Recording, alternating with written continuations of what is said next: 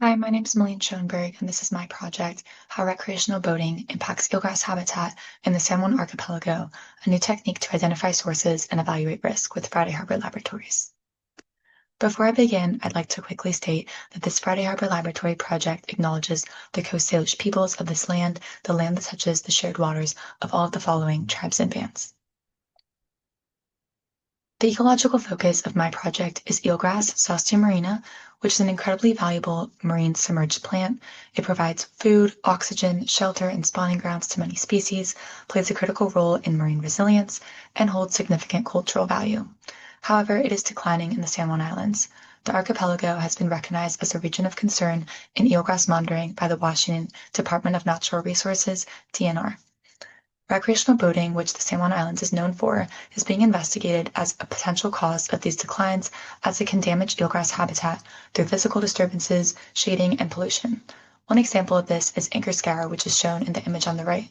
This happens when the chain of an anchored boat drags across eelgrass beds, cutting and fragmenting habitat. Measuring these impacts is where AIS data comes in. AIS, Automatic Identification System, is a maritime network originally developed for safety, but has recently been explored as a tool for marine management as well. It offers accessible records of vessel movements and characteristics that tell us more about boating and where its potential impacts lie. Therefore, my primary research question asks, how effectively can AIS data inform a stressor metric for quantifying the impact of recreational boating on eelgrass habitat in the San Juan Archipelago? To answer this question, I interned with Friday Harbor Laboratories, Seagrass Lab, and to advance their work and answer whether AIS data can form a stressor metric for this relationship, I developed a stressor metric. First, I conducted literature review and consulted with experts to identify variables that recreational boating could impact and be extracted from AIS data. Some impacts were more easily derived from this data than others, which I'll talk more about in my results section. My analysis zoned in on the boating season, May through September, and the activity that would most directly impact eelgrass by defining eelgrass zones at our 6 sites of interest. This is visualized in Figure 2 at the bottom, which is a map of Susha Island where 2 of my sites are located, Echo Bay and Shallow Bay. Eelgrass zones at these sites are shaded in dark green and were defined by Washington DNR monitoring depth contour of 20 feet. This means we only extracted AIS activity that occurred within these zones in shallow 0 to 20 feet water where eelgrass is either already growing or could grow. I then developed R code to process raw AIS data in these zones and transform it into 5 stressor variables. Finally, I used multi-criteria decision-making framework to rank variables against one another by relative risk posed to eelgrass, produce standard weights, and use this to calculate a final stressor score on a scale of 0 to 100, 0 representing the lowest possible risk of damage from recreational boating, and 100 representing the highest possible risk. Moving into the results I found through these methods. I'd like to first talk about the 5 variables I was able to successfully derive from AIS data. These include vessel density, anchoring events, anchoring duration, vessel class, which is based on length, and vessel width. They are listed in this table in order of relative importance, their weight. Our research established vessel density as the ultimate measure of boating activity that amplifies all associated impacts. Besides this, anchoring events and anchoring duration were also highly weighted as AIS and eelgrass studies largely focus on physical damage eelgrass causes. As you can see, these variables mostly focus on the boating presence and physical features of recreational boating, which hints at my first result that AIS data was most effective at quantifying mechanical disturbances to eelgrass, like anchoring. We found that AIS data alone was not enough to accurately measure the impact of shading and pollution. However, many of our variables were able to act as a proxy for these. For example, larger boats in vessel class and weights were weighted more heavily than smaller boats because they were more likely to shade large areas and have facilities on board that cause gray and black water discharge, like kitchens and bathrooms, that would contribute to their pollution impacts. Along with these successes, my literature review also revealed several important limitations of AIS data.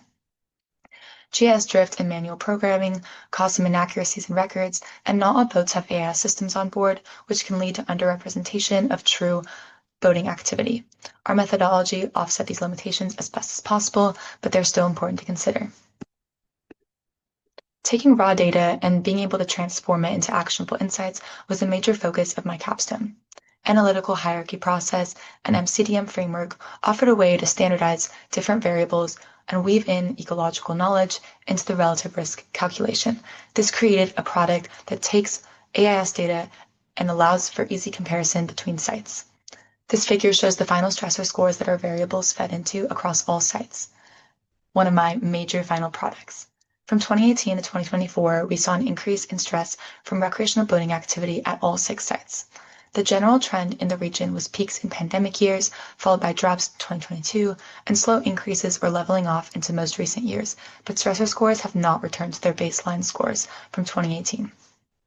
As of 2024, the bays I've identified as having the highest risk of recreational boating impact are Prevost Harbor, Garrison Bay, and Shallow Bay.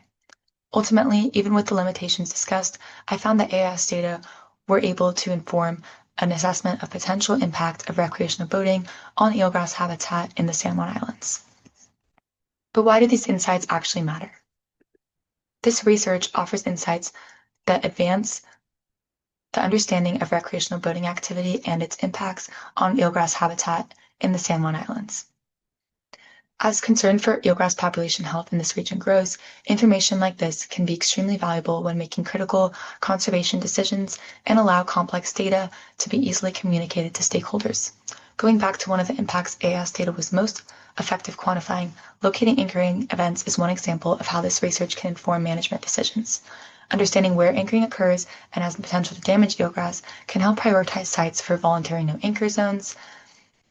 This figure of Garrison Bay shows how anchoring events, the blue dots, have increased from 2018 to 2024, and in what areas additional mooring buoys, the green markers, might mitigate anchoring impact.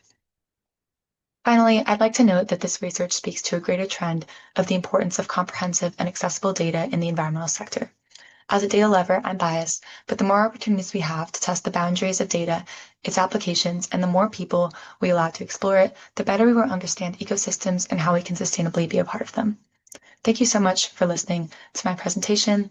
I'd like to take a moment to thank my co-intern Scarlett Hopper, my site supervisors Sandy and Sarah, my faculty advisor Andre, the UW Marine Science Fund, and representatives from Washington organizations that helped advise this research, and of course all my friends and family that helped me along the way.